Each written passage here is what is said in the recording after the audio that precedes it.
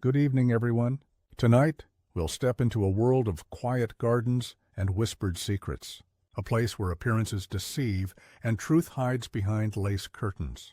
Our journey takes us to a charming, albeit perhaps too placid, English village where the chiming of a church bell is usually the most exciting event. But sometimes even the most familiar sounds can hold an ominous note, and the keenest minds find their work cut out for them amidst the scent of lavender and the murmur of polite conversation. Prepare to observe, to ponder, and to wonder, for in the tranquil heart of the countryside, the most perplexing mysteries often unfold. Now let us begin with Chapter 1 of the Case of the Bell Tower. Chapter 1. The village of Little Ambry, nestled comfortably in a fold of the gentle English countryside, was in most regards a paragon of rural tranquility. Its cottages, adorned with roses and honeysuckle, clustered around a venerable church whose stone bell tower had stood sentinel for centuries. The life of Little Ambry, like that of many such villages, moved to the rhythm of this ancient edifice. Dawn, midday, and dusk were marked by the sonorous peal of its bells. Faithfully rung by Silas Crofton, a man whose hands, gnarled by 70 years of life and 50 of bell-ringing, knew every nuance of the ropes. It was into this outwardly serene tableau that Miss Jane Marple, a visitor from the neighboring village of St. Mary Mead, found herself drawn one crisp September morning. She had come to stay with her old friend, Mrs. Selina Finch, whose cottage, Rosebank, offered a delightful view of the church green. Miss Marple, with her keen blue eyes missing nothing, immediately noticed a subtle yet significant change in the village's harmony. The bells, though still ringing, lacked their customary precision, their familiar comfort. They seemed hesitant. Such a pity about poor Silas, isn't it? Mrs. Finch remarked over her second cup of tea, her voice a soft murmur. Vanished just like that. Didn't even say goodbye. Miss Marple stirred her tea thoughtfully. Vanished, you say? And who is ringing the bells now? Oh, a new man, Mr. Gideon Thorne. Came a fortnight ago. Quite a brusque sort. Not at all like our dear Silas. He says Silas simply packed his bags and left for the coast. But I've always known Silas to be a creature of habit. Never went further than the next village for market day. Mrs. Finch sighed, a ripple of disquiet disturbing the placid surface of her conversation. Miss Marple listened, her needles clicking a steady rhythm as she worked on a never-ending piece of lace. She recalled a similar instance in St. Mary Mead, where a sudden departure had masked a rather more sinister truth. Old Silas Crofton, she knew from Mrs. Finch's earlier letters, was a fixture, as reliable as the dawn chorus. His disappearance, coupled with the new bell-ringer's rather assertive presence and the slight, almost imperceptible discord in the bell's chime, struck her as highly irregular. The village, too, seemed to hold its breath, a quiet unease simmering beneath the polite smiles and daily routines. The explanation offered by Mr. Thorne seemed, to Miss Marple's experienced ear, just a little too convenient, a little too neat. As the morning chimes rang out, slightly off-key, Miss Marple's gaze drifted towards the venerable gray stone of the bell tower. Within its ancient walls, she sensed, lay not just the mechanism of time, but perhaps a forgotten secret, a note of discord only she could truly discern. Chapter 2. The arrival of Mr. Gideon Thorne, with his broad shoulders and a gaze that seemed to challenge rather than invite, had indeed brought a noticeable shift to Little Ambry. Unlike Silas Crofton, who was known for a cheerful greeting and a ready ear for village gossip, Mr. Thorne remained aloof. He took his meals alone at the Green Man public house, spoke only when necessary, and vanished into the bell tower with an air of proprietary exclusion that made the villagers uneasy. Miss Marple, observing him from Mrs. Finch's sitting-room window, noted the almost military precision of his gait, so different from Silas's shuffling amble. "He keeps to himself, does Mr. Thorne," remarked Mrs. Finch one afternoon, as they watched him cross the village green, a large, heavy key glinting at his belt. "And he's changed the bell-ringing schedule, you know. Used to be a steady 6-hour interval, but now, sometimes it's 4, sometimes 8. Makes it awfully hard to tell the time without a watch." Miss Marple nodded. "Indeed. A rather inconsiderate change, one might say, for a man whose sole duty is to mark the passage of time for the village. Her thoughts, however, were less on the inconvenience and more on the why. Such a deliberate disruption of established custom usually bespoke a deliberate purpose. Could it be a simple desire to assert his authority, or something more? Later that day, a visit from young Thomas, the vicar's choir boy, provided a small but intriguing detail. Thomas, a bright-eyed lad of 10, often helped Silas wind the clock mechanism in the tower. "Mr. Thorne doesn't let me up any more, Miss Marple," he confided, his voice hushed. "Says it's too dangerous and not a place for children, but Silas always said I was a great help." "And when was the last time you saw Silas, dear?" Miss Marple asked, offering him a biscuit. Thomas munched thoughtfully. "About 3 weeks ago. He was showing me how to oil the gears, and he looked a bit worried, I think. He said something about needing to put things right before it was too late." "Put what things right, do you recall?" The boy shook his head. "No, ma'am." He just sighed, and then Mr. Thorne came in, and then Silas was gone. Thomas's innocent account painted a picture subtly at odds with Mr. Thorne's casual dismissal of Silas's departure. Miss Marple's mind, ever alert to human nature's intricate patterns, registered the boy's perception of Silas's worry.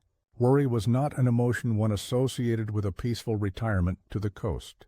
What was truly perplexing, however, was Mr. Thorne's unwavering insistence that Silas had simply, voluntarily, left. Chapter 3. The following morning brought an unsettling incident that sent a ripple of genuine alarm through Little Ambry. Mrs. Finch's prized rosebush, a sprawling climber that had won accolades at the village show for 3 consecutive years, was found utterly vandalized. Its carefully trained branches lay snapped, its exquisite blooms crushed. It was an act of petty malice, certainly, but one that felt deeply out of place in their quiet community. Mrs. Finch was distraught, her distress palpable even to Miss Marple, who, while sympathetic, recognized it as more than just a ruined rosebush. It was a violation. Who could do such a thing? Mrs. Finch lamented, dabbing at her eyes with a lace handkerchief. "It's senseless, utterly senseless." Miss Marple walked around the damaged bush, her gaze meticulous. She noticed the clean, almost surgical breaks of the stems, indicating the use of a sharp implement rather than a crude tearing. More curiously, nestled amongst the shattered petals, she found a small, tarnished silver locket. It was old, intricately engraved with a single, faded initial, an E. The locket did not belong to Mrs. Finch, nor did it seem to be an item typically found in a garden. Word of the vandalism quickly spread, and soon Inspector Davies, a portly man from the district constabulary who viewed Little Ambry as a quiet backwater, arrived. He listened to Mrs. Finch's tearful account with a sympathetic but somewhat dismissive air. "Probably some hooligans from the next village, ma'am.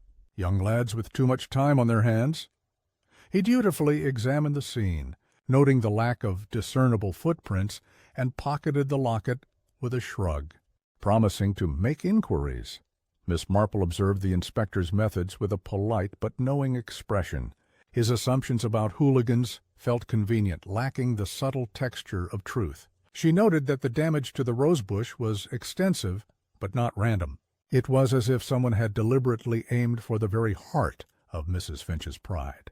Later that day, as the vicar's wife, Mrs. Albright, shared her indignation over a cup of tea, she let slip a remark. "Such a shame for poor Selina, though I always did think those roses were a tad ostentatious for the village show.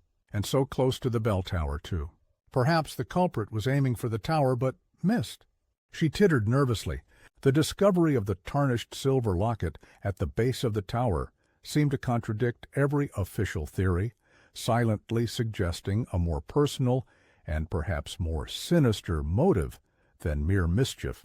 Chapter 4. The incident of the vandalized rosebush, far from being a singular act, served as an unsettling overture to a series of minor yet increasingly unnerving disturbances in Little Ambry. A window in the post office was found mysteriously cracked, though nothing was stolen. The milkman's rounds were inexplicably delayed on 2 occasions, leading to spoiled milk and grumbling housewives. And most peculiar of all, the church clock, usually the paragon of punctuality, chimed 13 times one evening, startling the entire village. Miss Marple, while maintaining her gentle demeanor, paid close attention to the reactions of her fellow villagers. Mr. Timothy Gable, the elderly, rather fussy postmaster, blamed the cracked window on rising moral decay and muttered darkly about newcomers. Mrs. Henderson, the vicar's housekeeper, swore she had seen a shadowy figure lurking near the bell tower late one night, though she couldn't quite identify them. Each incident, though seemingly unrelated, contributed to a growing undercurrent of anxiety. Meanwhile, Mr. Gideon Thorne continued his solitary existence. He remained polite, but distant, and when asked about the church clock's peculiar chiming, he merely shrugged. Old mechanisms, you know. Sometimes they act up. His indifference, however, felt almost rehearsed. Miss Marple remembered young Thomas's remark about Silas Crofton needing to put things right, and a new theory began to form in her mind, a delicate web of observation. During a pleasant afternoon tea with Mrs. Albright, the vicar's wife, Miss Marple subtly steered the conversation towards the villagers' history. "Tell me, Mrs. Albright, has there ever been any unfortunate incident involving the bell tower in the past?" Mrs. Albright, a fount of local lore, paused, her eyes widening slightly. "Well, there was the unfortunate affair with Edward Finch, Selina's elder brother, many years ago. He was quite a reckless young man, always climbing things he shouldn't. He tried to scale the bell tower as a dare once, back when he was a boy, and nearly fell. Silas Crofton, bless him, pulled him back. A close call, that was. Edward left the village not long after, under a bit of a cloud, and was never heard from again." The mention of Edward Finch and the initial E on the locket resonated in Miss Marple's mind. A reckless youth, a near-fatal fall from the bell tower, a hurried departure, and a connection to Mrs. Finch's family. Was there a link between these old stories and the current disquiet? It seemed too coincidental, this unexpected snippet of village history, brought forth by Mrs. Albright's innocent recollection, suddenly cast a long, perplexing shadow, suggesting that the root of their current troubles might lie not in a new arrival, but in a ghost from the past. Chapter 5. Inspector Davies returned to Little Ambry, less confident than before. The cracked window and the misbehaving church clock, while not serious crimes, were eroding the village's sense of security. His hooligans theory was beginning to look rather thin. He interviewed Mr. Thorne, who maintained his unruffled exterior, denying any knowledge of the incidents beyond what he'd heard from others. "The clock is old, Inspector," he stated flatly. "Needs an overhaul. As for the window, could be anything." Miss Marple, meanwhile, pursued her own quiet inquiries. She recalled the locket found at the rose-bush and its initial E. Edward Finch's name was now firmly planted in her thoughts. She wondered if anyone in the village had kept in touch with him. Mrs. Finch, when gently questioned, grew flustered. "Edward? Oh, he was quite a wild one, always getting into scrapes. We haven't heard from him in decades, dear. He moved far away, I believe, to America, perhaps?" Best forgotten. Her evasiveness, subtle as it was, spoke volumes to Miss Marple. One afternoon, Miss Marple visited the village shop, ostensibly for a ball of yarn, but primarily to listen. Mrs. Higgins, the shopkeeper, a woman with an ear for every whisper in Little Ambry, was eager to share. "And speaking of bell towers," she began, lowering her voice, "old Mrs. Plummet, bless her heart, swears she saw Silas Crofton just last week, hobbling down the lane towards the church, but then she blinked, and he was gone. Said it gave her quite a turn, a ghost sighting, or something more. Silas Crofton, supposedly gone to the coast, seen in Little Ambry." Miss Marple filed this away. Old Mrs. Plummet, while prone to exaggeration, was not one to fabricate such a sighting entirely. There was, Miss Marple knew, often a kernel of truth in the most outlandish village tales.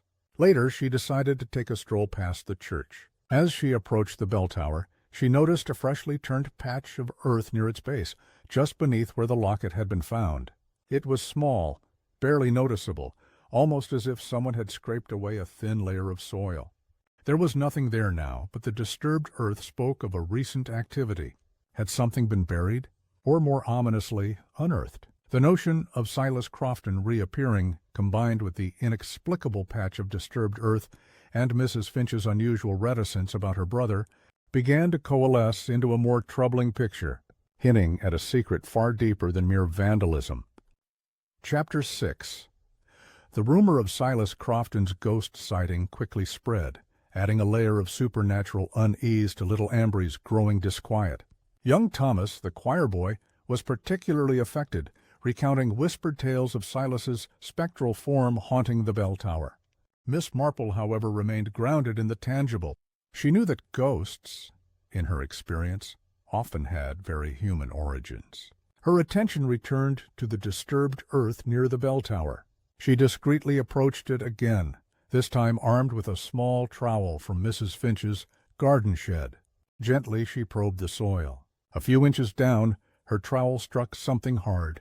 Carefully she unearthed a small, weathered wooden box. It was plain, unadorned, and clearly very old. Inside, nestled amongst dry leaves, was a single, yellowed photograph. The image, faded but still discernible, showed a group of young men, laughing, standing proudly at the base of the very same bell tower. Among them, a youthful Silas Crofton was unmistakable, his arm around a rakish-looking young man with a familiar, mischievous glint in his eyes. Edward Finch. Beneath the photograph, Miss Marple found a carefully folded, equally yellowed letter. Its elegant script, though faded, was still legible.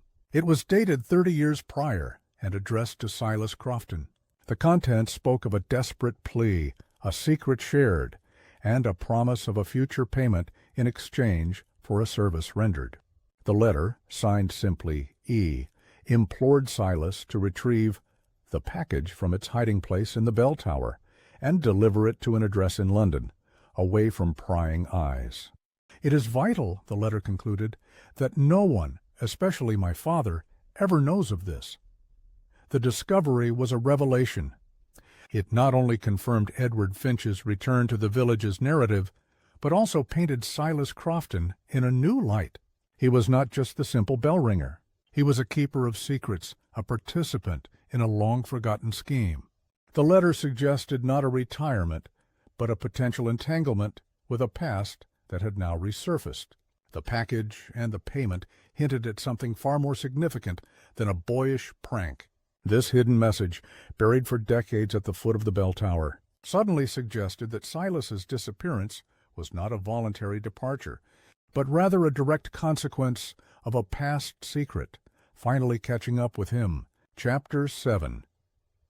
The revelations of the wooden box, the photograph, and the old letter transformed the scattered incidents into a coherent, albeit still shadowy, narrative.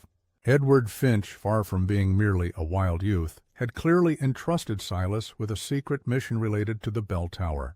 The package and the payment hinted at something valuable, perhaps even illicit. Miss Marple carefully reread the letter, noting the urgency and the specific instruction to keep the matter secret from Edward's father. She thought of Mrs. Finch's evasiveness about her brother.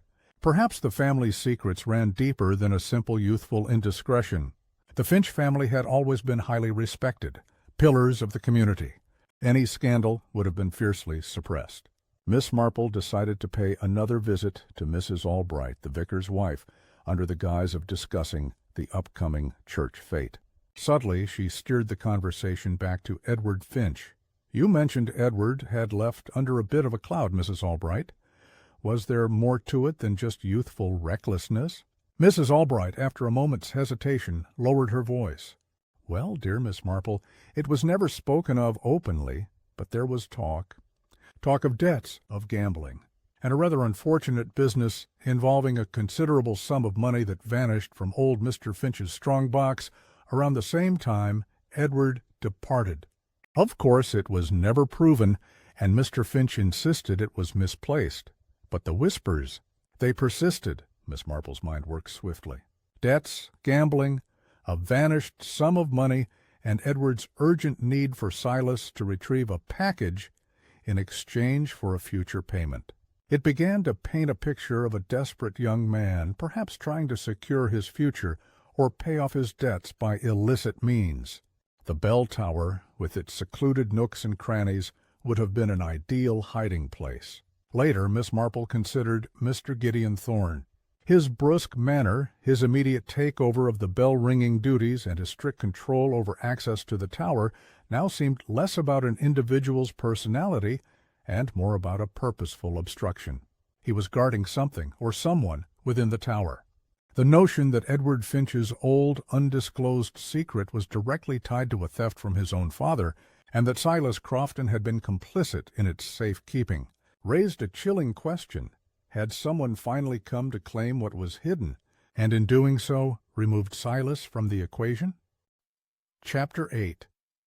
The pieces, though still scattered, were beginning to align in Miss Marple's mind, like the intricate gears of the very clockwork in the bell tower. Edward Finch's theft from his father, Silas's role as the keeper of a hidden package, and the sudden disappearance of Silas, and the arrival of the formidable Mr. Thorne. It was not a simple theft or a disappearance. It was a complex web woven over decades. Miss Marple, armed with her new understanding, decided to observe Mr. Thorne more closely. She noticed that he rarely left the village, often staying within sight of the church. His vigilance, she concluded, was not just about performing his duties. It was about ensuring no one else gained access to the tower, or perhaps to what was inside the tower. She recalled the irregular bell-ringing schedule. Could it be a coded message, or simply a way to keep curious villagers away at unpredictable times? She remembered the peculiar 13 chimes of the church clock. Was it a malfunction, or a deliberate signal? One afternoon, while taking a walk near the churchyard, Miss Marple paused at Silas Crofton's modest cottage, now standing empty. The garden, usually so neat, was overgrown. She noticed a faint trail worn into the grass, leading not to the front door, but around the back toward a small, disused woodshed. Curiosity piqued, she followed it. The shed door was ajar. Inside, amidst dusty tools and gardening implements, she found a small, meticulously kept journal. It was Silas Crofton's. His neat handwriting detailed not just his daily bell-ringing schedule and weather observations, but also cryptic entries. One entry, dated 3 weeks prior, just before his disappearance, read, "E returned, demanded it. Fear for the package and my life. He knows I know. Tower key taken. Must get word to Thomas." The 13 chimes. A warning for them. This was it. Edward Finch had indeed returned. He was not just claiming what was hidden. He was silencing those who knew. The 13 chimes were not a malfunction, but Silas's desperate attempt to send a warning, probably to young Thomas, who knew the tower intimately. And the taken tower key, which Mr. Thorne now carried, indicated a hostile takeover. Miss Marple realized with a jolt that the man they knew as Mr. Gideon Thorne was not just an accomplice or a replacement, but perhaps the very person Silas Crofton feared, the one who had returned to claim his past. Chapter 9. The revelation from Silas Crofton's journal ignited a cold certainty in Miss Marple's mind. E returned. Edward Finch was back, and under the guise of Mr. Gideon Thorne, he was now in control of the bell tower and everything it concealed. The identity of Thorne as Edward explained everything: his brusque manner, his possessive control over the tower, his convenient story about Silas's departure. It was a carefully constructed deception designed to reclaim his past and protect a secret that had festered for decades. But what was the package, and why was it so vital now? The old letter spoke of a future payment, suggesting a long-term investment or a document of value.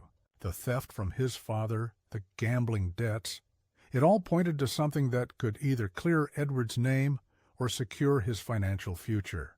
Miss Marple understood that direct confrontation was not her style, nor would it be effective against a man as cunning and ruthless as Edward Finch, now Thorne.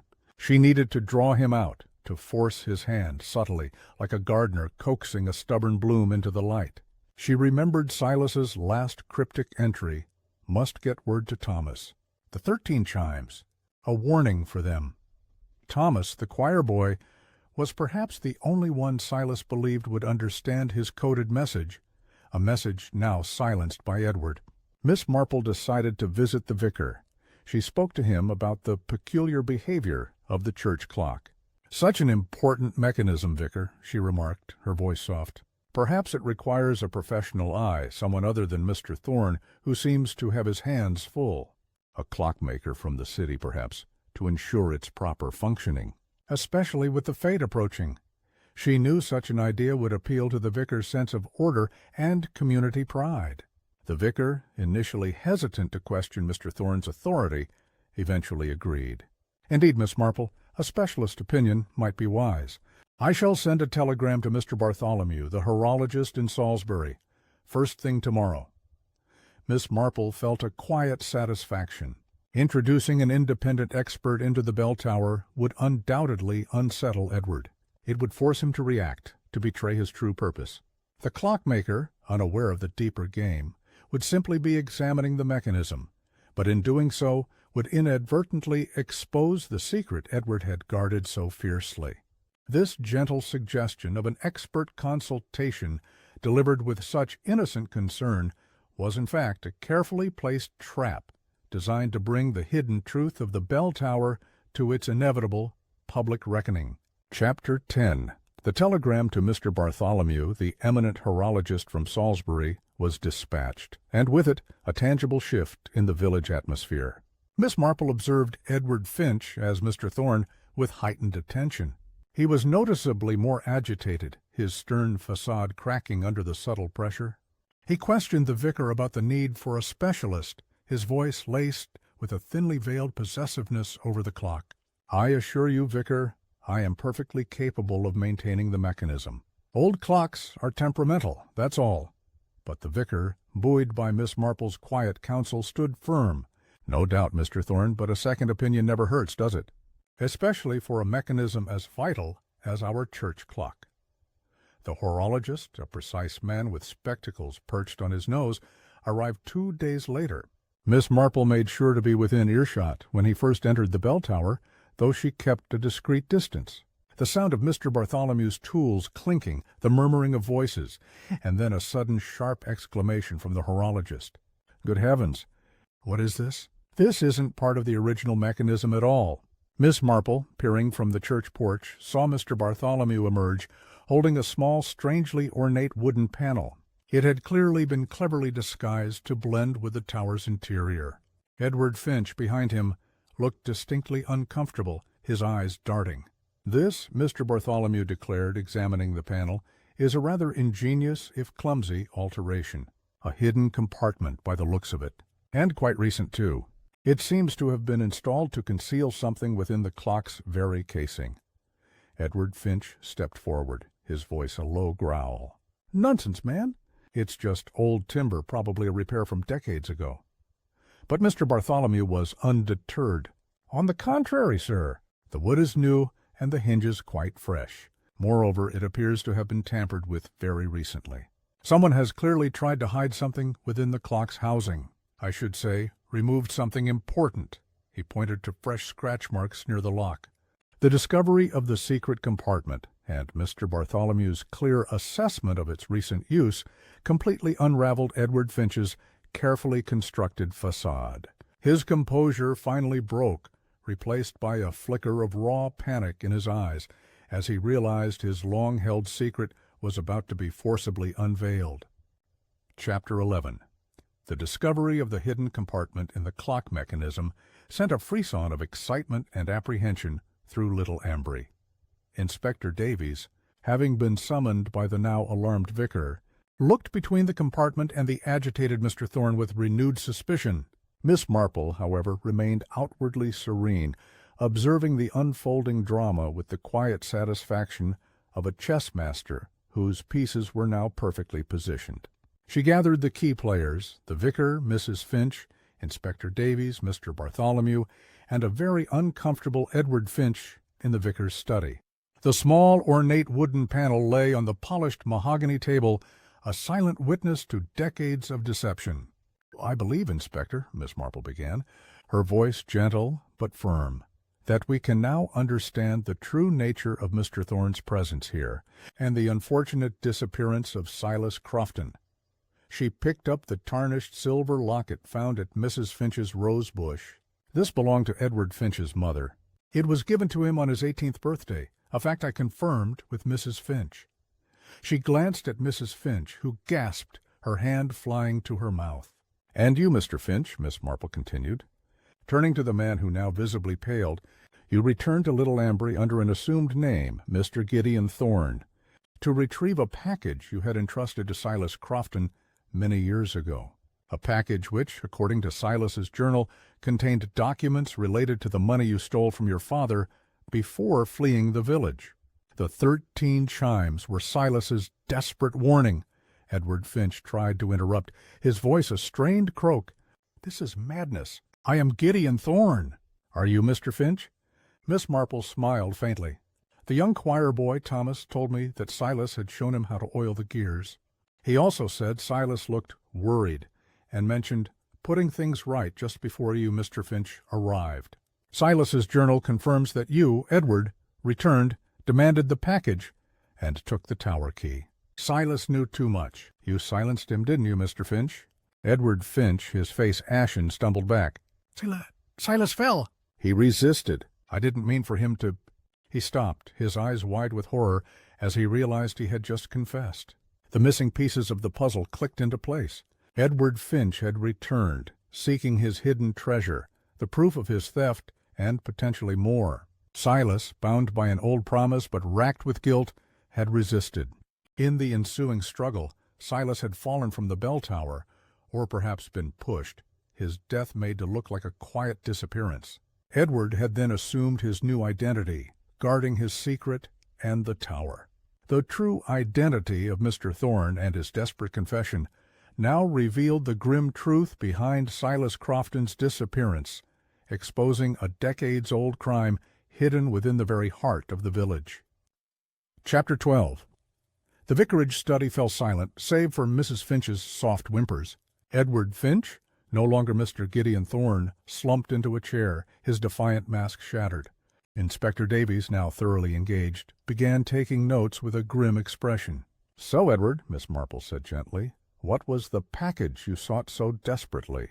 Edward, his shoulders slouched in defeat, finally spoke, his voice hoarse. "It was a promissory note, my father's signature. For a large sum I gambled away. He'd signed it in a moment of weakness, hoping to bail me out, but then he reneged. I took it thinking I could still claim the money somehow. Silas hid it for me, deep within the clock mechanism, thinking one day I might truly reform and need it to start anew. He was a loyal fool, a bitter laugh escaped him. But I never reformed. I returned to claim it, to finally cash in on my father's old debt. And Silas? He wouldn't give it to me. Said it was dishonest money, that he'd done wrong keeping it. We struggled. He lost his footing." Edward looked away, unable to meet their eyes. The package had been the proof of a dishonorable past, a means to exploit an old weakness, and Silas Crofton, in his fidelity and eventual moral awakening, had become an inconvenient obstacle. Edward had pushed him, perhaps not intending to kill, but certainly intending to silence him and reclaim what he believed was his. The moral lesson, Miss Marple reflected, was as old as time itself. Greed, once planted, can lie dormant for decades, only to blossom into violence when nurtured by opportunity. Silas, a simple man, had carried the burden of another's secret for too long, a secret that ultimately cost him his life.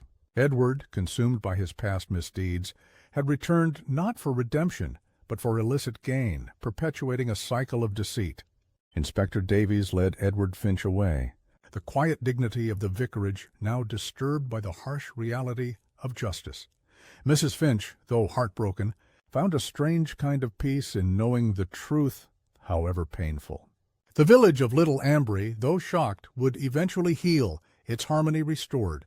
The bells would ring true once more, perhaps with a new bell ringer, but certainly with the memory of Silas Crofton.